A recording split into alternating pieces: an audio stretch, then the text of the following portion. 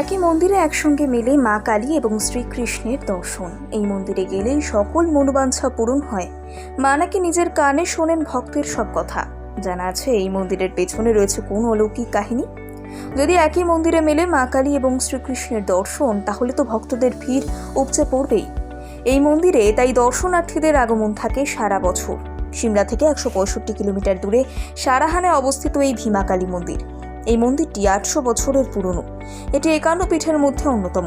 ভক্তদের বিশ্বাস, এই মন্দিরে গেলেই নাকি পূরণ হয় মনের আশা। চলুন জেনে নেওয়া যাক সারাহানের পৌরাণিক গুরুত্বের কথা। তখরের নাম ছিল শোনিতপুর। বানাসুরের রাজধানী ছিল এই জায়গা। মহাদেবের ভক্ত বানাসুর একসময় শ্রীকৃষ্ণের পৌত্র অনিরুদ্ধকে বন্দী করে রেখেছিলেন তার সুন্দরী কন্যা উষার সাথে সম্পর্ক স্থাপনের জন্য। অনিরুদ্ধকে তিনি বন্দী করেন। সেই কথা জানতে পেরে শ্রীকৃষ্ণ বানাসুরের রাজ্য আক্রমণ করেন। কিন্তু বানাসুরকে রক্ষা করতে স্বয়ং মহাদেব আসেন শ্রীকৃষ্ণের সাথে যুদ্ধ করতে। ভয়ঙ্কর যুদ্ধ হয়। শ্রীকৃষ্ণ কৌশলে বাবা শিবকে ঘুম পাড়িয়ে দেন। এরপর শ্রীকৃষ্ণ বানাসুরের সবকটা হাত কেটে তার মাথায় কাটার জন্য উদ্যত হয়। তখন বাবা শিব জেগে গিয়ে বানাসুরকে প্রাণে মেরে ফেলার থেকে রক্ষা করেন। ভুল স্বীকার করে বানাসুর। অনিরুদ্ধ এবং উষার বিবাহ দেন। শ্রীকৃষ্ণ তার রাজ্য তাকে ফিরিয়ে দেন। সেই থেকে এখানে পুজো পান শ্রীকৃষ্ণ। সারাহানের এই কাহিনীর সাথে মা ভীমা কালীর অবস্থান এই জায়গার গুরুত্বকে আরও বাড়িয়ে তুলেছে। সতী মায়ের কান পড়েছিল এখানে, তাই বলা হয় ভক্তের মনোবাঞ্ছা সরাসরি মায়ের কানে পৌঁছয়। সেই জন্য এই মন্দির খুবই জাগ্রত। মন্দিরটির তিব্বতী স্থাপত্য শৈলীতে বৌদ্ধ এবং হিন্দু প্রভাব রয়েছে।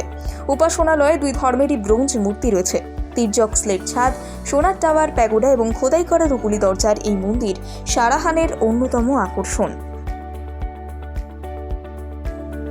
একই মন্দিরে একসঙ্গে মিলে মা কালী এবং শ্রীকৃষ্ণের দর্শন। এই মন্দিরে গেলেই সকল মনোবাঞ্ছা পূরণ হয়। মা নাকি নিজের কানে শোনেন ভক্তের সব কথা। জানা আছে এই মন্দিরের পেছনে রয়েছে কোন অলৌকিক কাহিনী। যদি একই মন্দিরে মেলে মা কালী এবং শ্রীকৃষ্ণের দর্শন, তাহলে তো ভক্তদের ভিড় উপচে পড়বেই। এই মন্দিরে তাই দর্শনার্থীদের আগমন থাকে সারা বছর। সিমলা থেকে 165 কিলোমিটার দূরে সারাহানে অবস্থিত এই ভীমা কালী মন্দির। এই মন্দিরটি 800 বছরের পুরনো। এটি 51 পীঠের মধ্যে অন্যতম। ভক্তদের বিশ্বাস, এই মন্দিরে গেলেই নাকি পূরণ হয় মনের আশা। চলুন জেনে নেওয়া যাক সারাহানের পৌরাণিক গুরুত্বের কথা। তখরের নাম ছিল শোনিতপুর। বানাসুরের রাজধানী ছিল এই জায়গা।